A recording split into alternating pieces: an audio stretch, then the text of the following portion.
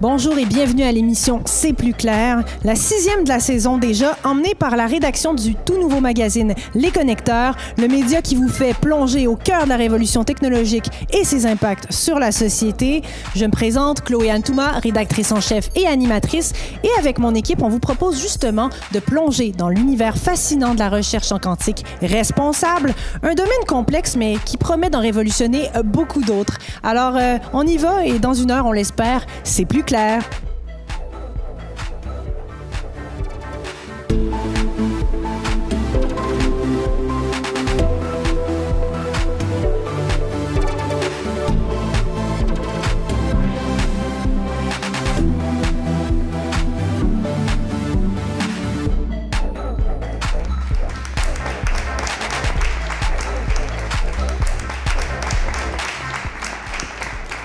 Quantique responsable, comment arrimer la recherche et l'innovation, c'est le thème de cette émission C'est plus clair et la question à laquelle vont répondre nos invités en plein cœur de l'espace quantique 1 de District, zone d'innovation quantique de Sherbrooke au Québec.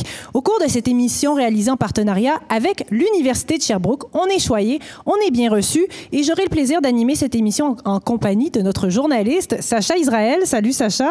Salut Chloé-Anne. Ça va bien? Ça va et toi? T'es en forme? Moi ça va toujours très bien, surtout quand j'ai un public de feu. Il est là, le public? Tant mieux. Non, c'est bien que vous soyez réveillés parce que là, on va quand même parler d'un sujet complexe, de prime abord, la science quantique et surtout la recherche responsable en quantique. Ça peut en intimider plusieurs, c'est certain, mais ce qu'il faut savoir en partant, c'est que le Québec est très bien positionné sur la scène internationale des technologies quantiques. Sacha, est-ce que tu nous en fais un peu le portrait? Oui, avec plaisir. Il y a plusieurs éléments qui permettent de nous placer comme pôle d'innovation en matière de quantique au Québec. Pour faire une cartographie des infrastructures qui nous mettent à l'avant-garde, au Canada, on est la 4e nation à avoir un superordinateur opéré par IBM après les États-Unis, l'Allemagne et le Japon. C'est un superordinateur qui a d'ailleurs été dévoilé l'année dernière à Bromont, exploité par la plateforme d'innovation numérique et quantique du Québec, PINQ2.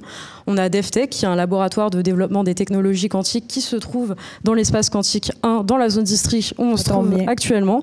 Et l'une des dernières actualités en quantique, c'est bien évidemment Monarch, qui est le premier ordinateur conçu au Québec, lancé par l'équipe de Calcul Québec, accessible dès janvier 2025, se trouvant actuellement dans les locaux de l'ETS à Montréal.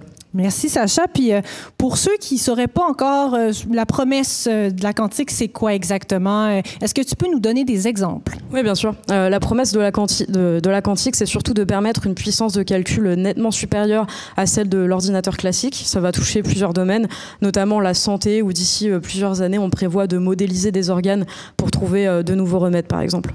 Bon, ben ça donne une idée de ce qu'on va pouvoir faire, ce qu'on espère faire dans quelques années. Et justement, dans cette émission, on va évidemment vous faire découvrir pourquoi c'est important de miser sur ces infrastructures, sur la recherche, nos chercheurs, le savoir-faire local, mais surtout de quelle façon articuler cette recherche responsable au profit du bien collectif. Alors tout de suite, on accueille nos deux invités observateurs, Anne-Marie Soleil-Bernard et Alexandre Blais.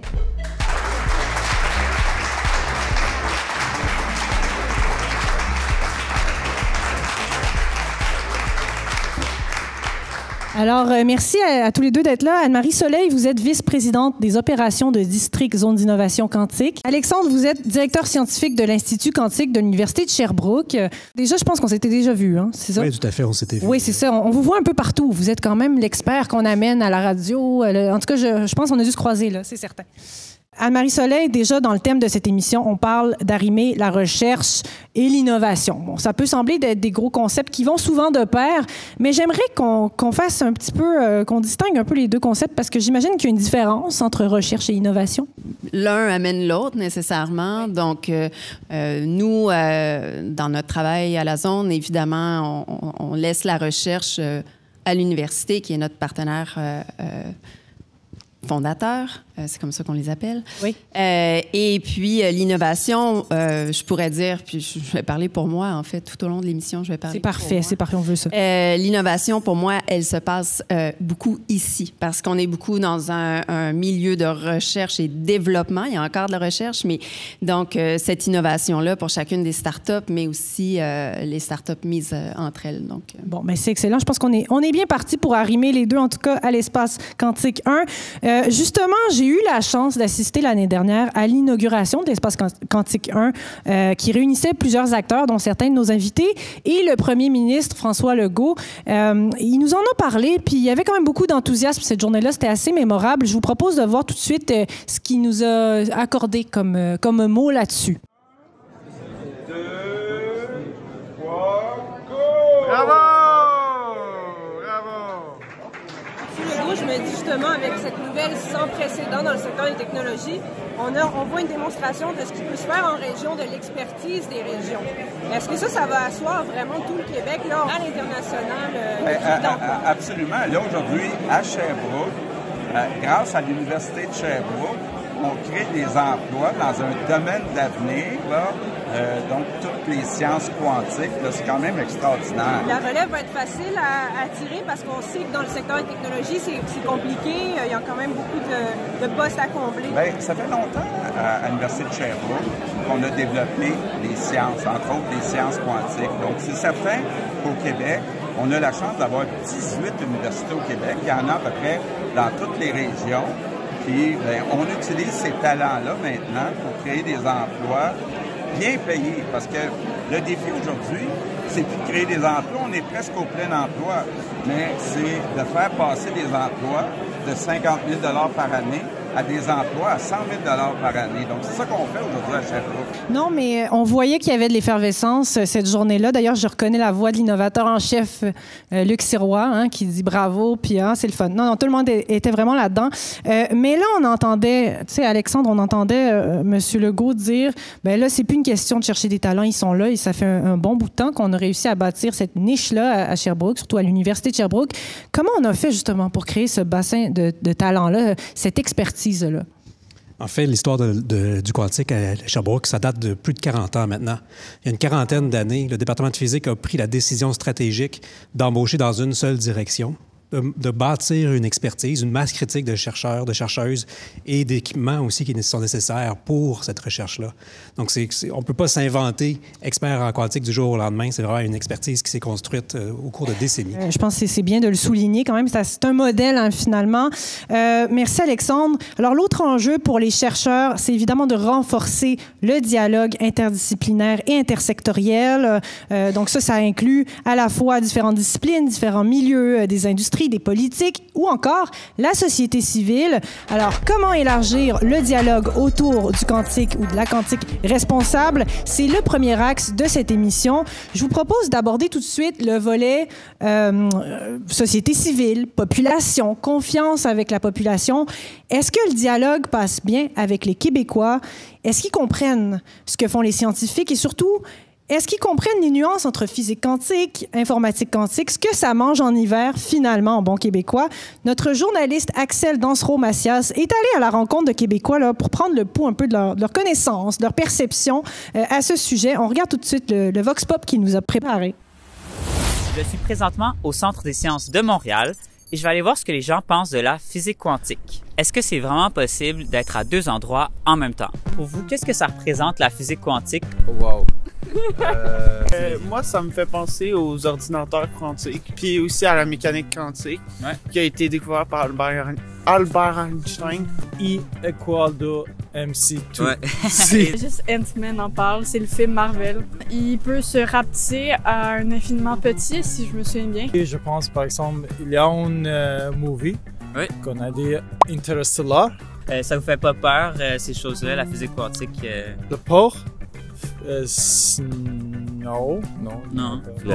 Moi, je trouve que ça va ouvrir des portes à l'innovation puis genre à la création de nouvelles technologies qui est importante dans notre société. Ça fait peur? Ça fait peur, ouais. Ben parce que quantique, je sais pas. C'est pas les Spider-Man qu'on a vus qui avaient rapport avec la quantique? Les univers parallèles, un peu, c'est ça. Ouais. Alors comme c'est flou pour moi, ça me fait un peu peur. Moi, ça me fait pas peur. Comparé à l'IA, par exemple, ça me m'effraie moins. Les ordinateurs quantiques, est-ce que vous en avez déjà entendu parler un peu avant? Oui. Un petit peu, ouais. Pas du tout? C'est un truc qui calcule super vite. Et en fait, dans ma tête, c'est énorme, mais je sais pas si c'est vrai. Le problème majeur, si je me souviens bien, c'est plus la portabilité. Là. En ce moment, il faut que ça opère à des températures très basses, donc c'est pas utile pour la majorité des gens, ou pas accessible pour la majorité des gens. Et si ça débloque, la capacité de compute power est infiniment plus grande que ce qu'on a présentement. Ça mélange le 1 puis le 0, ça se superpose. Puis genre, c'est vraiment complexe, là, c'est genre des qubits quantiques. On pourrait utiliser un ordinateur quantique pour trouver des passwords plus rapidement, ou on peut l'utiliser pour avoir des... Avancer la science, les médicaments, trouver des remèdes. C'est de la science, là. C'est comme quand on a découvert beaucoup d'autres choses dans la nature, là. C'est les mathématiques, c'est genre le langage de l'univers. Avec tout ça, on peut dire que la mécanique quantique, c'est pas évident. Et comme disait le physicien Richard Feynman, si vous croyez comprendre la mécanique quantique, c'est que vous ne la comprenez pas.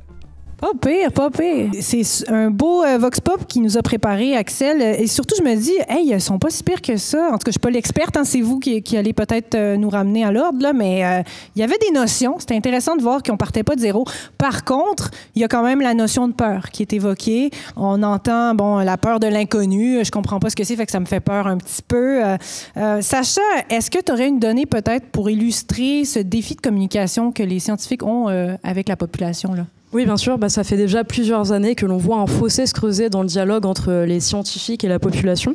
D'ailleurs, les Québécois semblent avoir quelques attentes à ce sujet, puisque dans un sondage mené par la firme Somme pour le compte du Fonds de recherche du Québec en 2019, on comptait déjà 93% des Québécois qui jugeaient que les scientifiques devraient davantage communiquer leurs travaux de recherche auprès du grand public. 93%. Ouais. Bon, c'est une majorité écrasante, donc c'est très parlant.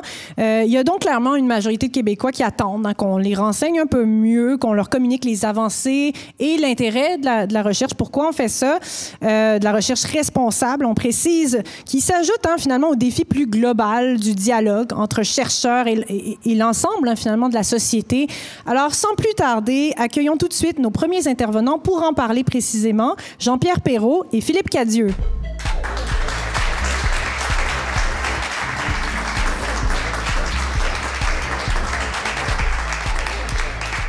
Alors, Jean-Pierre, vous êtes vice-recteur à la recherche et aux études supérieures à l'Université de Sherbrooke. Bonjour, merci d'être là. Plaisir, ma chère. Bonsoir, parce que maintenant, la lumière n'est plus. Et Philippe, vous êtes directeur du service du développement économique de la ville de Sherbrooke. Merci d'être avec nous. Enchanté.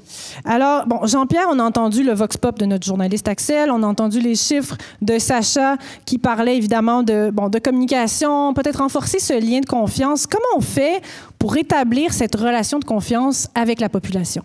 Je pense qu'il faut en parler. Je pense qu'il faut utiliser différents moyens de vulgarisation. La preuve par l'image de l'ACFAS est un exemple. Les bandes dessinées rejoignent un autre public. Il faut faire des nouvelles. Je pense qu'une mission que l'ensemble de la communauté scientifique a, c'est d'en parler et d'en parler régulièrement. Ben oui, c'est le fun. Il y avait des réponses déjà, des pistes de solutions concrètes, des bandes dessinées. J'aime ça, vous y avez pensé, c'est cool. Puis Jean-Pierre, on va le préciser aussi, on va le souligner. Vous faites, à travers vos recherches, vous avez quand même fait des découvertes majeures, notamment en santé. En tout cas, c'est assez impressionnant.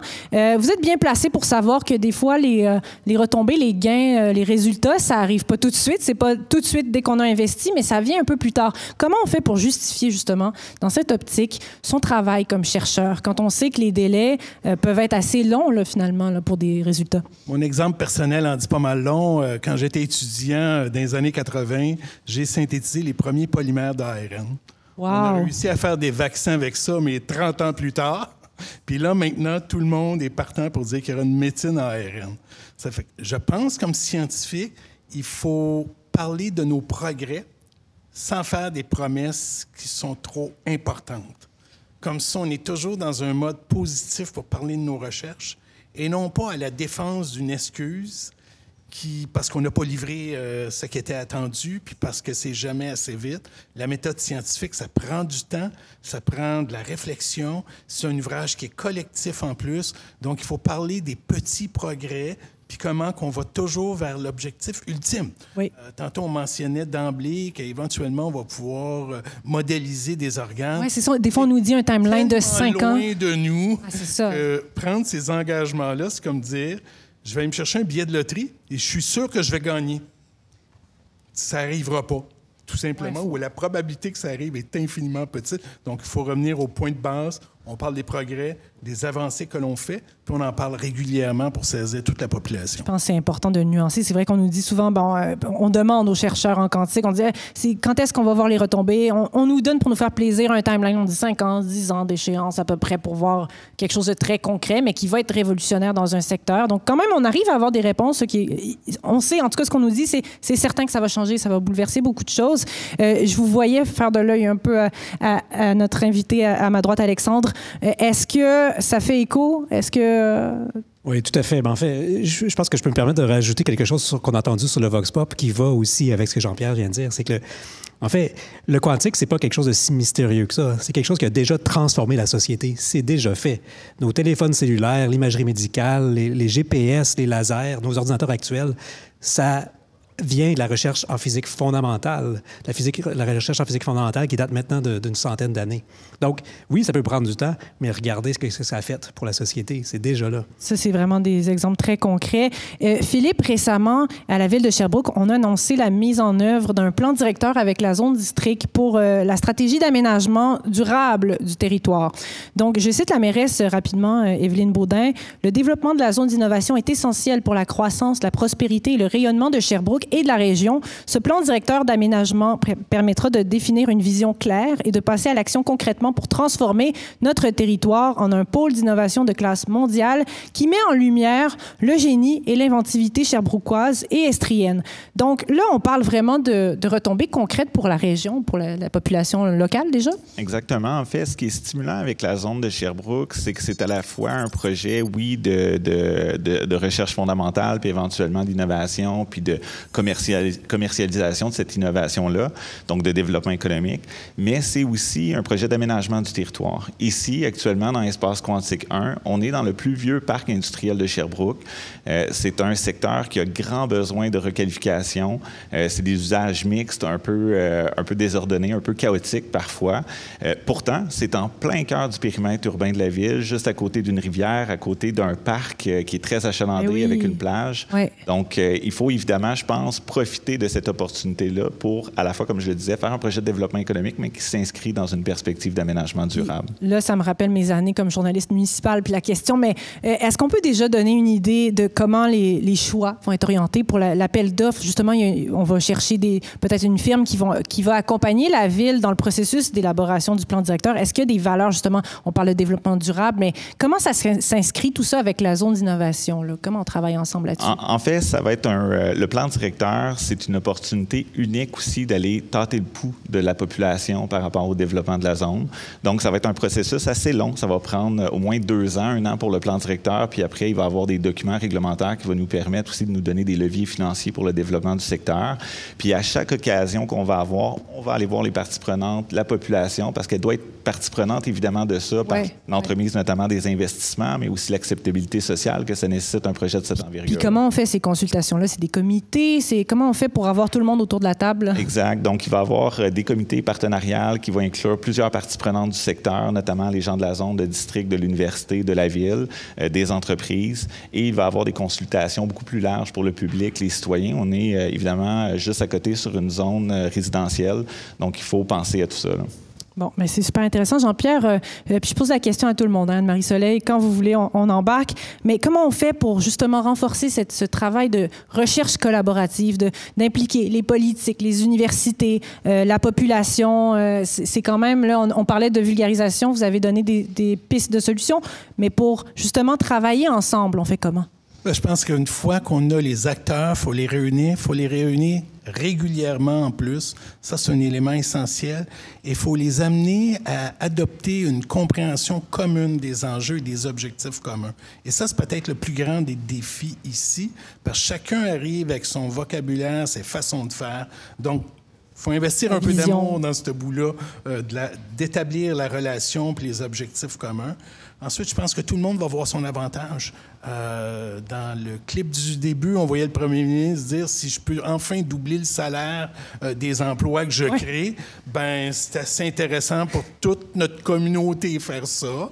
Puis si on peut revamper un parc industriel qui a une longue histoire mais qui a besoin d'amour, c'est aussi intéressant. » Donc, Donc, tout le monde y retrouve son avantage dans la région, mais en plus, c'est que tout le savoir qu'on va produire, puis l'innovation va servir à la grandeur de la planète. Donc, tous, nous sommes gagnants. C'est certain. Puis Jean-Pierre, on sait, en tout cas, quand on prépare l'émission, on voit dans votre présentation tout ce que vous avez fait, notamment faire passer l'Université de Sherbrooke assez bien en termes de position. Là, je voyais de 18e à 10e au Canada. Ça, c'était dans quel contexte, ça? Bien, ça, c'est les revenus de recherche. Donc, effectivement, en 2017, quand on est arrivé, le comité de direction actuel, ça faisait quelques années que les revenus de recherche, et c'est l'ensemble de la recherche, stagnaient aux alentours du 120 à 130 millions. Et depuis ce temps-là, on a fait une croissance de 120 %, ce qui nous a amené d'être 18e au pays à l'époque à 10e aujourd'hui. Wow! Est-ce qu'il y a des défis à faire reconnaître, j'ai envie de dire, ou à faire rayonner les programmes universitaires quand on est en région? T'sais, on parle de l'Université de Sherbrooke, on sait qu'elle a réussi à bien se positionner, mais est-ce qu'il y a encore des obstacles peut-être à avoir la reconnaissance qu'elle mérite? Bon, ça me fait toujours sourire là, quand les gens parlent de région et Sherbrooke. Pour moi, c'est le cœur du Canada, mais je pense que je suis un vendu. Je viens de Montréal, je suis trahi. Ceci dit, effectivement, nous ne sommes pas un endroit où il y a beaucoup de décideurs. On n'est pas à Québec, à Montréal, à Ottawa et à Toronto, et c'est un défi additionnel.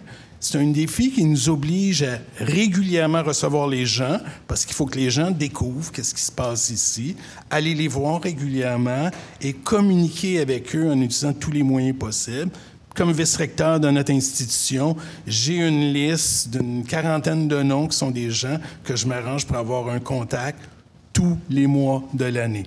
Je les vois, je les appelle, je leur écris un mot, vice-versa, mais je m'assure qu'ils réalisent toujours que l'Université de Sherbrooke, c'est leur université de choix à travers le Canada. Bon, ça, c'est vraiment très bien dit. L'une des préoccupations des Québécois, c'est souvent que ce qu'on investit finisse par profiter à l'étranger ou qu'on voit les jeunes pousses qu'on lance ici, qu'on propulse, tu sais, qu'on assiste à un exode, finalement, des talents de l'expertise locale dans laquelle on a investi. On a vu ça se faire un petit peu avec l'intelligence artificielle. En quantique, comment on rassure les gens de dire que c'est pas ce qui va se passer? Peut-être pour Alexandre.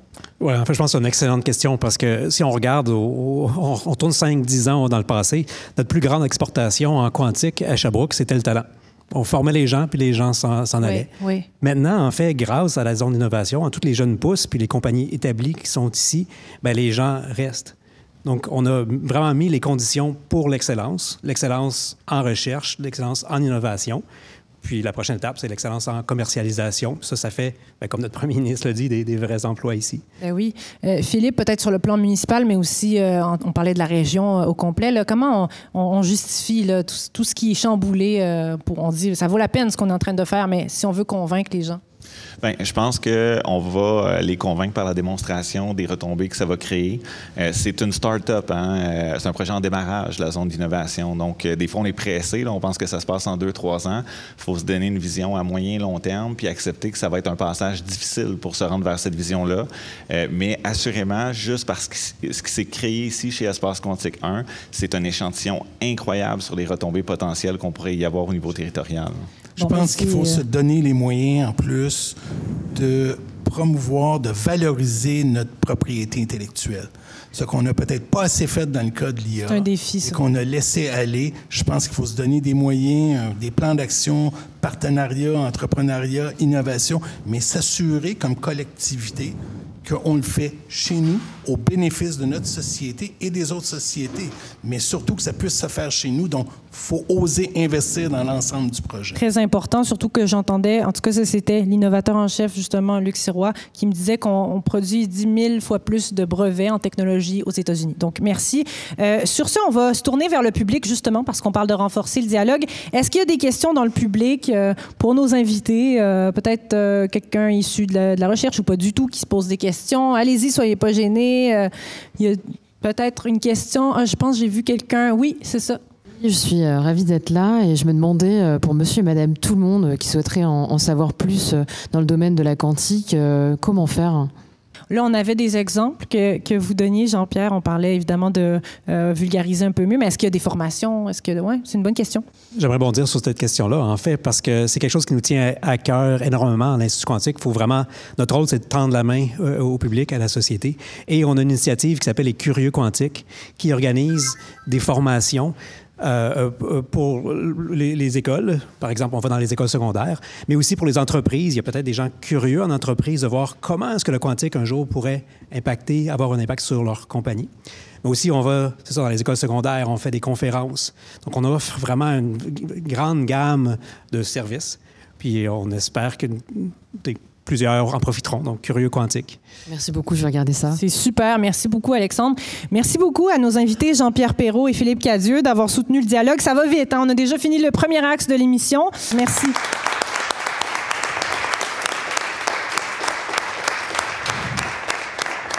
Alors, parce qu'il faut bien qu'on puisse avoir accès à l'innovation et se servir de tous ces beaux acquis, tout ce qu'on vient d'entendre, c'est très inspirant en quantique.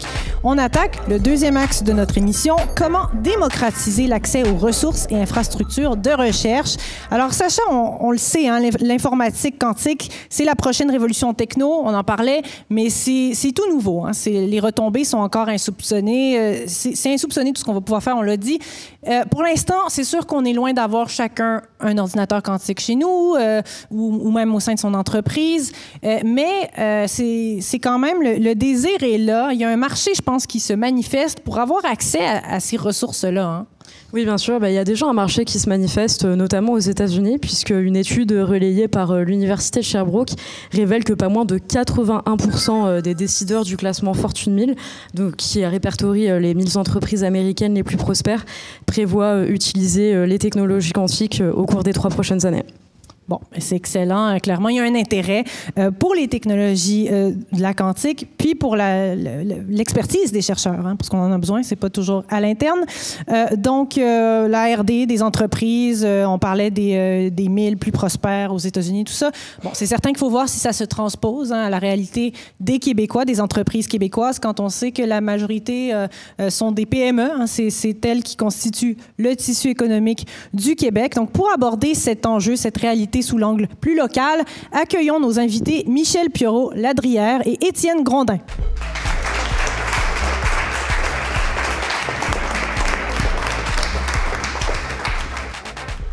Alors, Michel, vous êtes vice-président de la stratégie et des partenariats de Nord Quantique, anciennement professeur à l'Institut quantique de l'Université de Sherbrooke. Bonjour, merci d'être avec nous. Bonjour.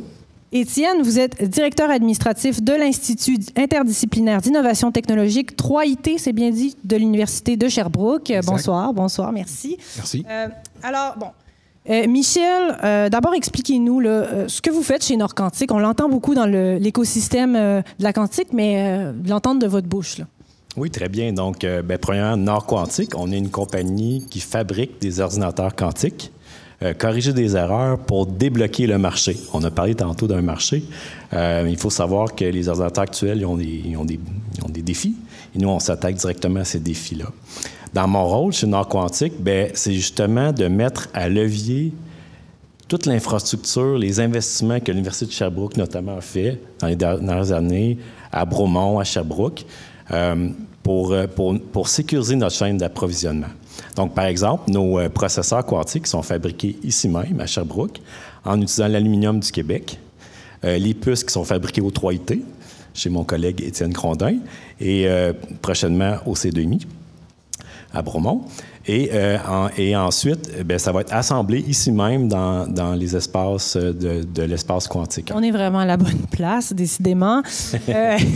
Mais Nord Quantique est certainement un très bon exemple si on parle dans cet axe, évidemment, de démocratisation. Vous faites aussi des applications pour les entreprises. En fait, à quel type d'entreprise vos services, vos solutions s'adressent? Oui, bon, OK. Donc, nous, on est une compagnie qui fabrique les ordinateurs quantiques. Et comme on l'a dit d'emblée, en partant, il y a beaucoup d'applications pour ça. Par exemple, un ordinateur quantique serait très utile à Hydro-Québec pour optimiser les enjeux de distribution d'électricité. On a des jeunes pousses ici qui vont démarrer au QV Studio, qui vont peut-être vouloir développer des nouveaux matériaux pour la filière batterie du Québec. Bien, à un moment donné, ça va prendre un ordinateur quantique qui est suffisamment puissant pour le réaliser. Donc, faut savoir que les ordinateurs quantiques actuels, ils font trop d'erreurs. Donc, ils ont trop de bugs. donc, il faut s'attaquer à ce problème-là. C'est un problème qui est reconnu par exemple, la branche de recherche de l'armée américaine. Ah oui, OK. OK.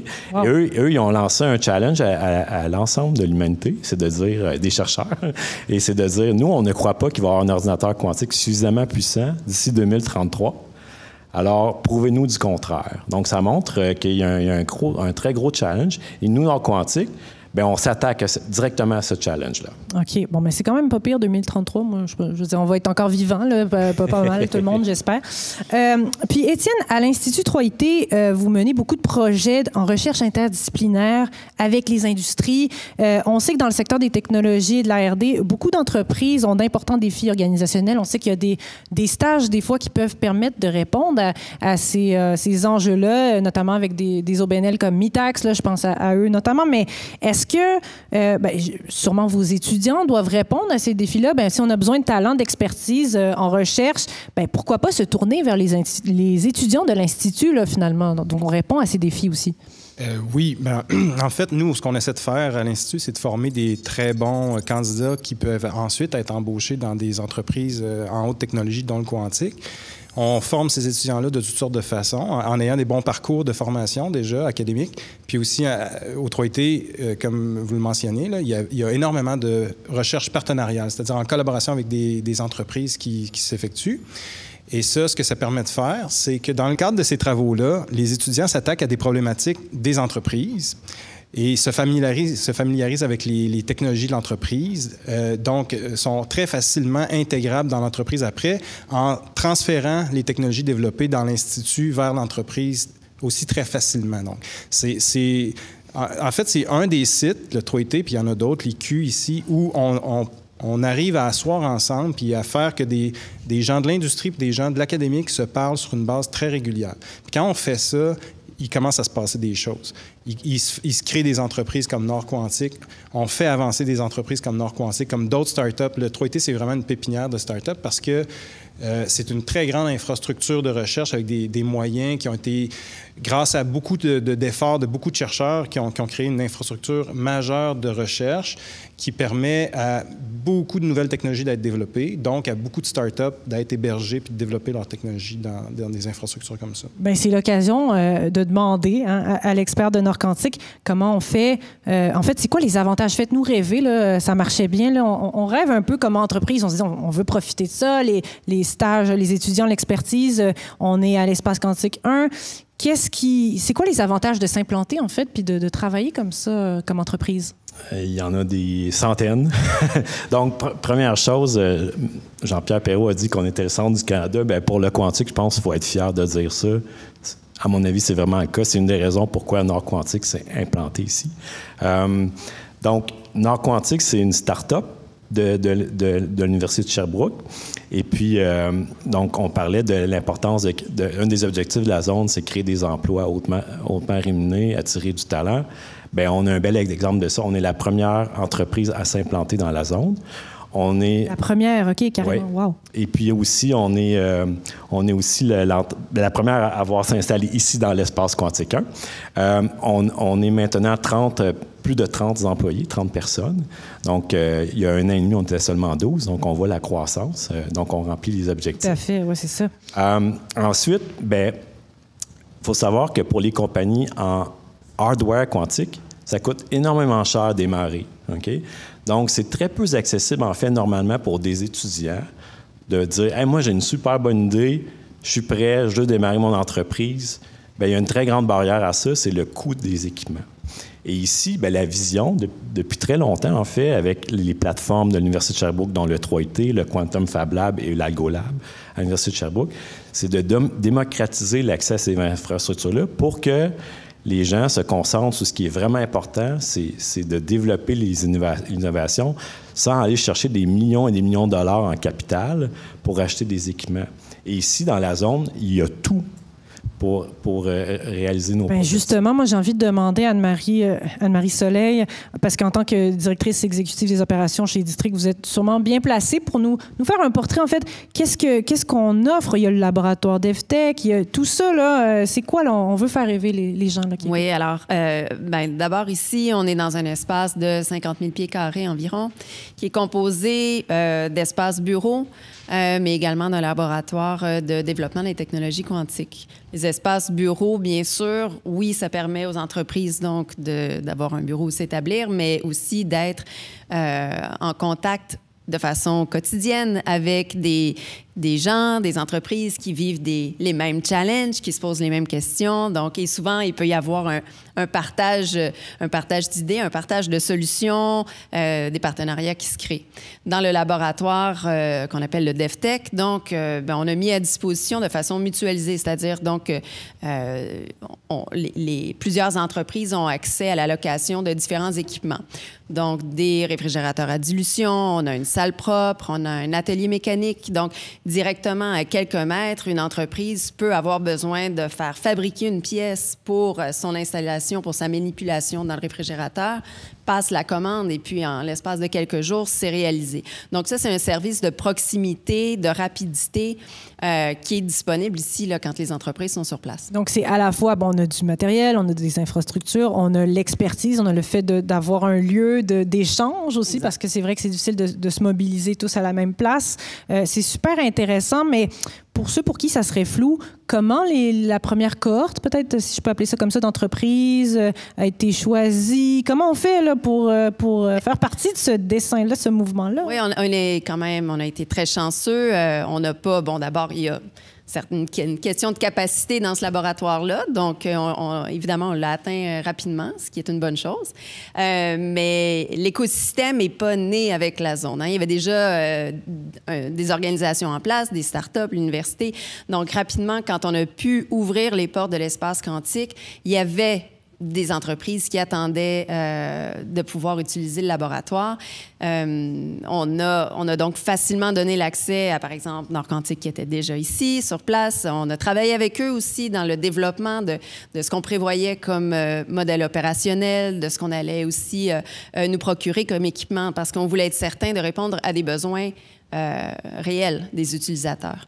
Ceci dit, on a quand même appris énormément dans les quelques mois d'opération de ce laboratoire. Ça fait juste s'améliorer à chaque fois, j'imagine. C'est un processus d'adaptation, beaucoup. Je me retourne vers vous, Étienne, parce qu'on parlait du 3IT, de projets. Est-ce qu'on aurait des exemples de projets collaboratifs, je ne sais pas s'il y en a auxquels vous pensez, là, qui ont permis justement de renforcer cette relation intersectorielle, interdisciplinaire, là, qu'on pourrait mettre de l'avant aujourd'hui? Il y en a quand même beaucoup, mais on peut rester sur l'exemple de Nord Quantique. Nord Quantique, en ce moment, développe l'objet au comportement quantique qui sert à faire du calcul puis à faire de la correction d'erreurs. Quand on va vouloir aller en système, il va falloir mettre plusieurs de ces puces-là ensemble dans un package qu'on appelle, puis toutes les technologies d'encapsulation puis de mise à l'échelle, si on veut, pour la quantique n'existent pas encore. Donc ça, c'est des questions qui intéressent beaucoup certains chercheurs qui sont membres du 3IT. Ils veulent s'assurer qu'au moment où Nord Quantique va vouloir aller en production, si on veut, en production de masse, puis créer des systèmes complets, que les technologies vont être au rendez-vous pour pouvoir déployer ces technologies-là, que les innovations puissent être mises en société. Qui dit démocratisation, dit aussi inclusion, diversité des profils et expertises. L'une des forces du 3IT, justement, je pense qu'on parle de beaucoup de diversité au niveau des profils des étudiants. Il y a quand même une richesse internationale à ne pas négliger. Bon, on ne fera pas de politique aujourd'hui, mais il y a eu beaucoup dans l'actualité, on parlait pas mal des étudiants étrangers. Le Fonds de recherche du Québec, FRQ, s'est dressé un peu contre ça pour dire, on va à la défense des étudiants étrangers. C'est une richesse pour nous incontestée. À quel point c'est important cette inclusion de la diversité, peut-être dans le milieu de la recherche académique? Surtout dans des domaines de pointe où on est près de la science fondamentale, il faut juste aller chercher les meilleurs talents, peu importe où est-ce qu'ils sont. Donc, il faut être attractif. Puis, le 3IT a à peu près un peu plus de 50% d'étudiants au cycle supérieur qui sont des étudiants qui viennent de l'étranger. Combien vous dites? Un peu plus de 50%. Ah, wow, OK. Sur 300 quelques étudiants gradués à peu près. Donc, c'est ça. Puis, mais la réputation, il fait pour beaucoup. On a des organismes internes de l'Université de Sherbrooke qui nous aident. Par exemple, Sherbrooke International ont des pieds à terre ailleurs dans le monde pour essayer de parler de nous, au moins, de parler de nous pour que les gens soient au moins intéressés à venir voir qu'est-ce qu'on fait. Mais on a des exemples, on a des beaux exemples d'étudiants qui avaient une idée, qui voulaient étudier dans un domaine précis, qui ont cherché qui étaient les chercheurs compétents dans ces domaines-là dans le monde, puis quelles étaient les possibilités pour eux, puis ont choisi Sherbrooke pour venir faire leur étude supérieure. Là. Wow. Question, dans le fond, pour Alexandre. Je l'aurais peut-être posée aussi à Jean-Pierre, mais comment on valorise ça? Parce que c'est pas toujours le réflexe des entreprises de se tourner vers les stages étudiants pour pallier les problèmes, les défis organisationnels. Comment on fait pour valoriser le talent, l'expertise des étudiants? En fait, les stages à l'Université de Sherbrooke, c'est très important depuis des décennies. En fait, l'Université de Sherbrooke a un programme coopératif dans à peu près tous ses programmes de premier cycle. Côté très appliqué, là, en fait, dans tous les domaines, de la physique à l'éducation physique. Donc, de plus en plus, en fait, c'est le cas aux études graduées, donc maîtrise et doctorat. On offre, à travers toutes sortes de programmes, on offre aussi des stages. Et c'est là que la présence de la zone d'innovation est extrêmement importante et bénéfique. Bon, mais est-ce que ça donne peut-être le goût au public de poser des questions? Parce que c'est vrai qu'on entend tout ça, puis on se dit, mon Dieu, quel modèle de réussite. Moi, j'aimerais voir si quelqu'un a une question, peut-être quelqu'un qui voudrait répondre à ces défis organisationnels, aller chercher l'expertise de jeunes, d'étudiants. Est-ce qu'on a quelqu'un, peut-être, je vois le micro dans la même personne, super, motivée. Super. Je me demandais, en tant qu'entreprise, on a compris les avantages à être ici sur le plan de l'initiation de collaboration pour bénéficier de savoir-faire. On a parlé de la première cohorte, mais comment pourrait-on faire partie de la prochaine? Moi, c'est une question pour Anne-Marie Soleil. Mais ça me fait plaisir d'y répondre. On ne fonctionne pas, on n'est pas un incubateur, hein, la zone. Donc, on est là pour ça, pour nuancer, pour expliquer, démystifier. Allons-y. Alors, il n'y a pas de cohorte. Il y a des entreprises qui sont là, qui vont arriver à différents stades de leur maturité. Nécessairement, on espère que celles qui vont atteindre un certain niveau vont pouvoir éventuellement quitter l'espace quantique 1 parce que ce qu'on offre ici ne sera plus nécessaire pour elles. Et seront remplacés. C'est comme ce qu'on espère, c'est un cycle continu de génération de start-up et d'innovation. Bon, je pense que c'est dit, maintenant on a compris tout le monde. C'est ce qui nous amène finalement au troisième axe de cette émission. Quelle responsabilité sociale porter en recherche? Merci beaucoup à nos invités, Michel Pierrot-Ladrière et Étienne Grondin. Je vous invite à regagner... Alors, grosse question pour ce troisième axe. Quelle responsabilité sociale porter en recherche? Évidemment, parce que oui, la dimension sociale, faut reconnaître qu'elle est là, toujours. C'est ce qui guide les chercheurs. Sacha, on parlait plus tôt au cours de l'émission du dialogue, du rapport de confiance à entretenir avec la société. C'est pas toujours évident, on l'a vu, ni pour les médias spécialisés comme nous, chez les connecteurs, ni pour le milieu de la recherche scientifique. Pourtant, l'une des missions des chercheurs, on le dit, c'est aussi de faire de la recherche éthique, responsable, qui se consacre aux grands enjeux de société pour répondre aux besoins des communautés, là, finalement. Oui, bien sûr. On peut penser à des projets qui répondent aux enjeux de développement durable sur le territoire, par exemple. D'ailleurs, 87% des Canadiens pensent qu'il incombe aux entreprises de soutenir les communautés dans lesquelles elles opèrent. Et 77% des Canadiens souhaitent travailler dans une entreprise ayant une politique de responsabilité sociale forte. Je crois que même, on disait, les jeunes qui sortent sur le marché du travail là, maintenant vont regarder des entreprises qui ont cette conscience-là, quand on parle de développement durable, tout ça. Donc, ça fait partie des orientations de la recherche actuellement. Alors, justement, on va voir comment la recherche en quantique dans laquelle on investit au Québec permet de redonner aux communautés, notamment sur le territoire de Sherbrooke. Avec nos prochains invités, accueillons tout de suite Martin Laforêt et Elsa Pokovic.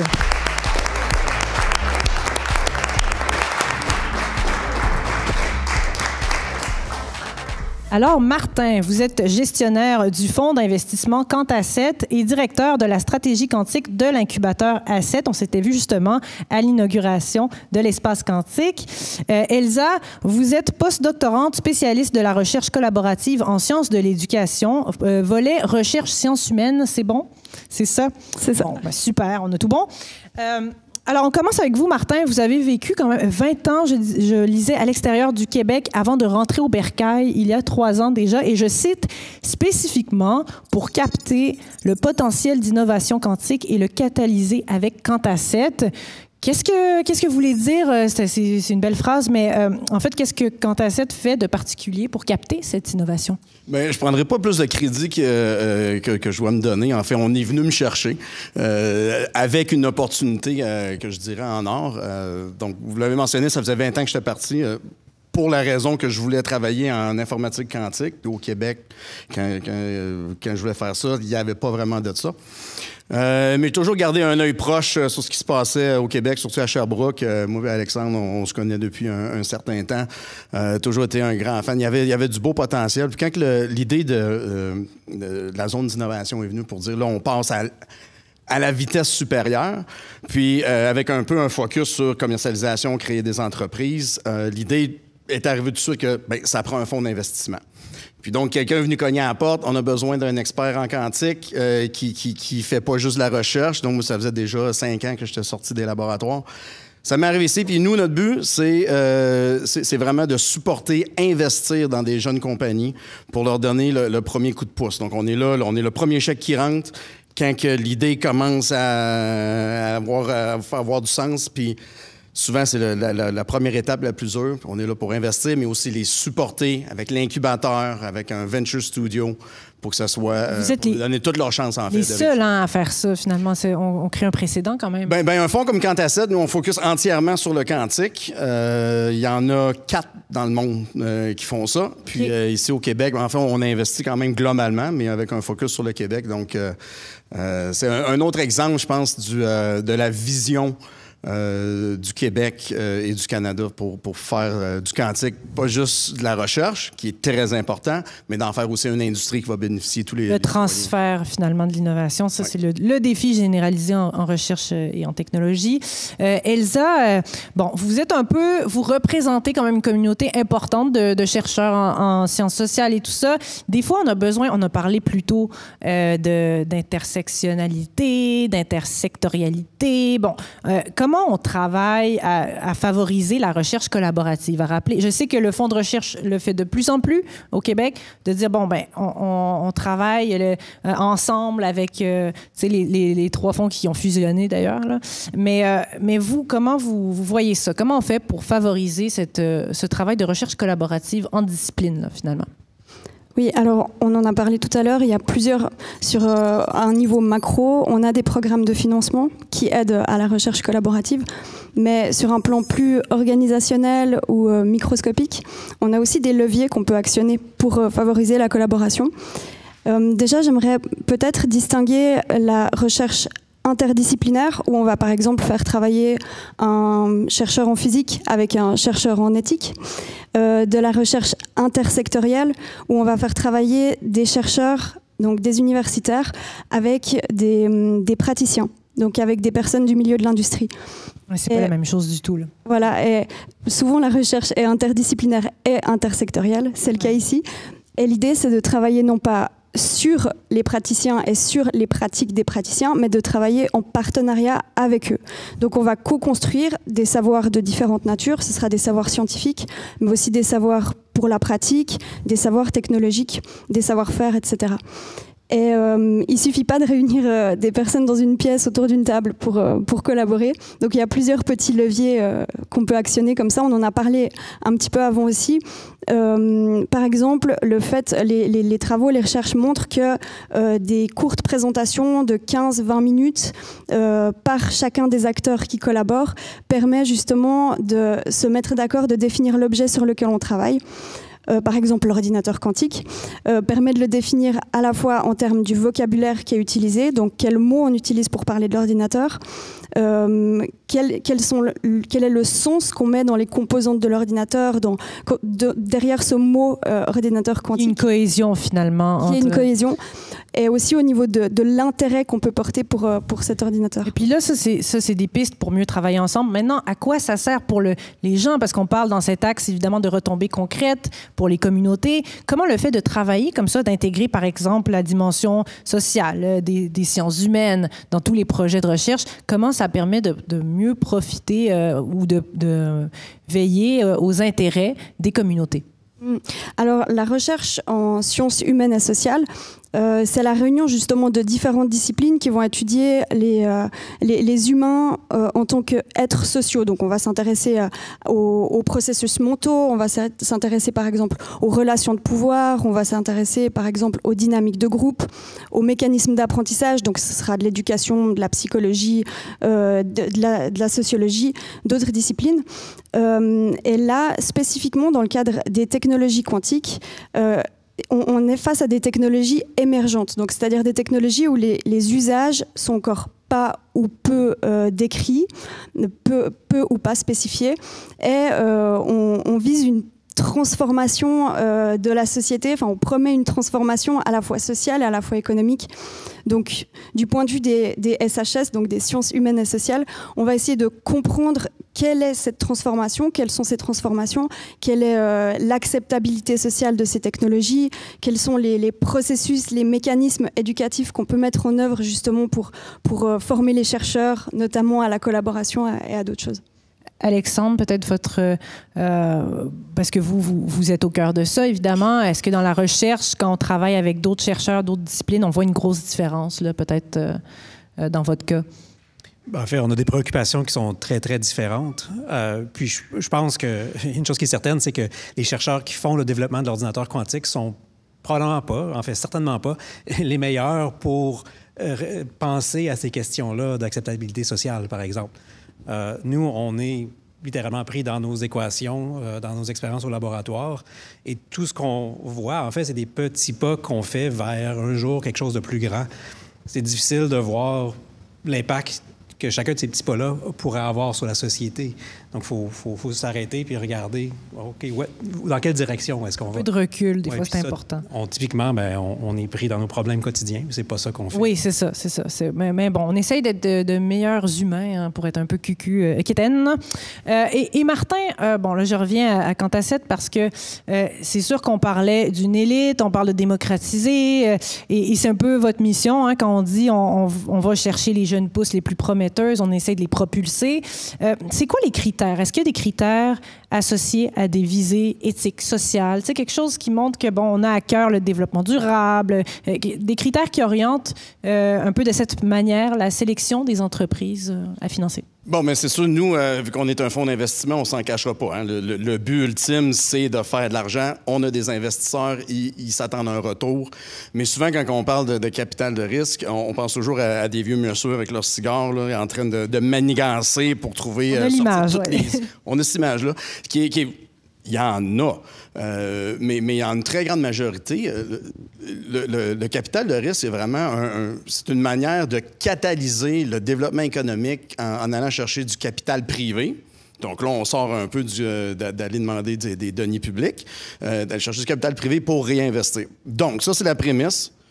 C'est la carotte. Donc le côté éthique, bien ça en vient aux investisseurs. Okay? Donc nous, par exemple, notre équipe, on est tout du monde qu'on veut faire ça d'une manière éthique, on veut faire ça d'une manière qui va profiter à la société en la grandeur. En fait, on a même fait un gage public, on appelle ça le Mensarus Pledge, pour dire qu'on va faire de l'investissement éthique au bienfait de la société.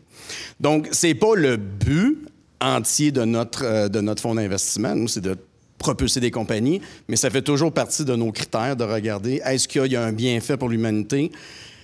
T'sais, on ne s'en cachera pas non plus, les technologies quantiques, la défense, l'armée regardent de très près.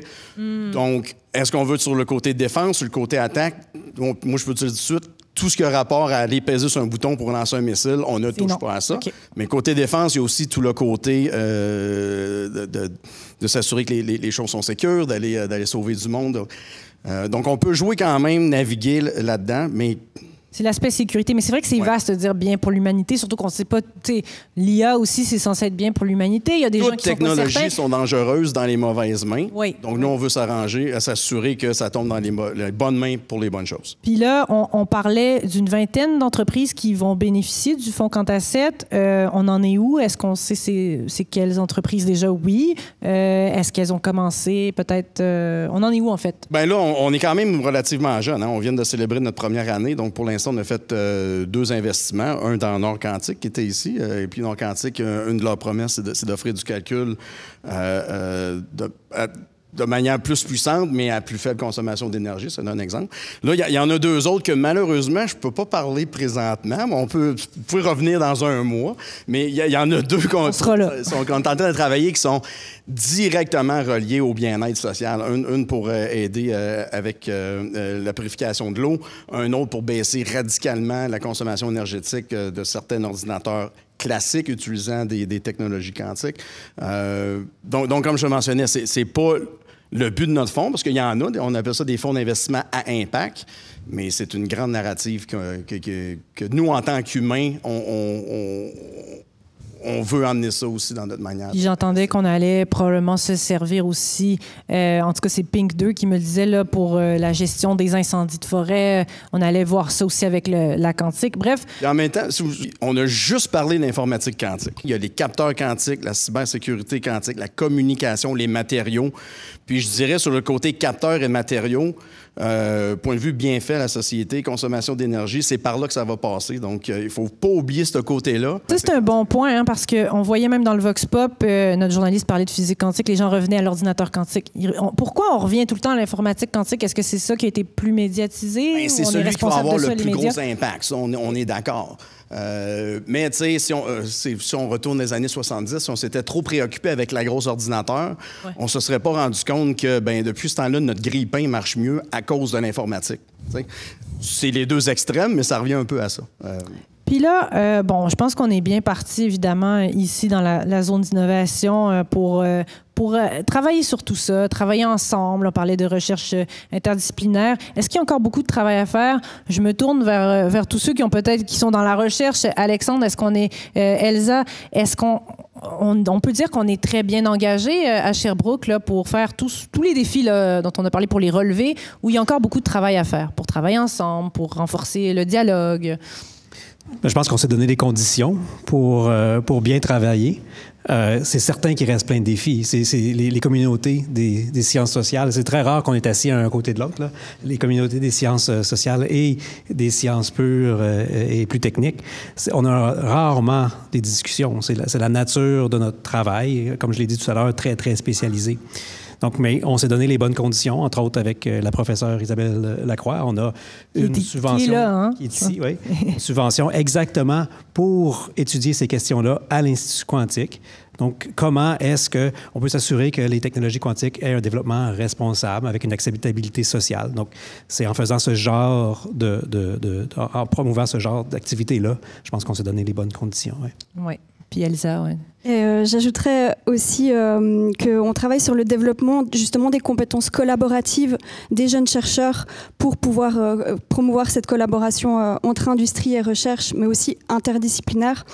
Et oui, il y a plein de petits leviers comme ça à actionner, aller visiter les lieux de travail des uns et des autres, faire des réunions de travail chez les uns et les autres, des outils à mettre en place, des procédures, etc. Donc, c'est tous des petits leviers on est bien parti et il y a plein de petites choses. Une chose que j'adore des chercheurs en sciences sociales, c'est les termes qui nous sortent, le vocabulaire, les leviers à actionner. Moi, je vais vous voler ça, Elsa, je vous le dis, là, c'est certain. Je pourrais peut-être ajouter, on a parlé beaucoup de recherche interdisciplinaire. Oui. En fait, le quantique, c'est de nature interdisciplinaire.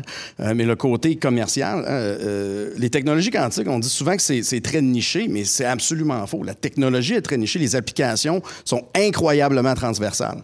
Donc, on a besoin de travailler avec des compagnies, des utilisateurs de tout horizon, parce que c'est eux qui vont rendre les technologies dans le marché.